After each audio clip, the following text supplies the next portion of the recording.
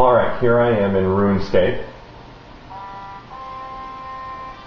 and I am in a place called Tutorial Island, where I'm learning how to make a fire, and I'm being instructed by the survival instructor, the survival expert right here, and in talking to her, obviously, I'm telling a very simple story. She says to me, "Hello again, I'm here to teach you a few survival tips and tricks. First off, we're going to start with the most basic survival skill of all, making a fire. Click here to continue." And she says, "Well done, you managed to cut some logs from the tree. Next, use the tinderbox in your inventory to light the logs. First, click on the tinderbox to use it, then click on the logs in your inventory to light them." Alright, so I believe this is the tinderbox. I click on that. I click on the logs. Oh, and look, I'm making a fire. So this is the story of how Amphiaraus 5 managed to make a fire.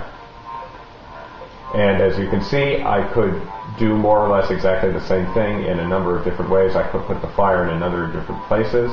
I could be some sort of arsonist by lighting another fire right there.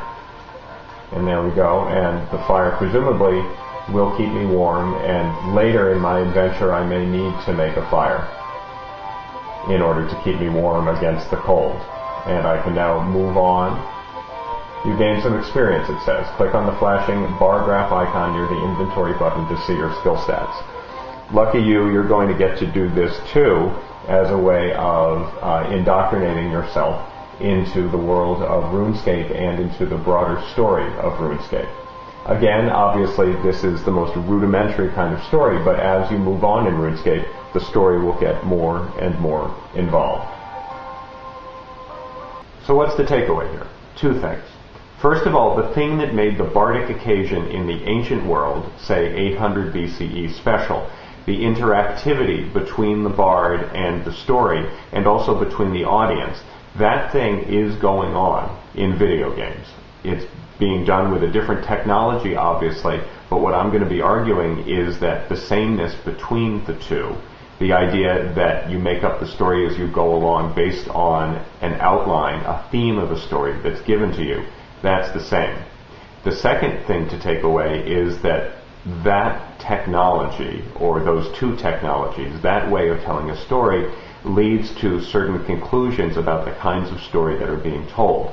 And that we saw most importantly in the Halo clip, where the story of military glory is something that we know from the Iliad, and now we also see it not only in Halo, but in a whole slew of other games. And these are the games that people tend to be most worried about if they're worried about video games. And so part of our investigation is going to be trying to figure out whether the Iliad and the Odyssey can tell us anything about the significance and the meaning and the potential, maybe, of these games in our culture today.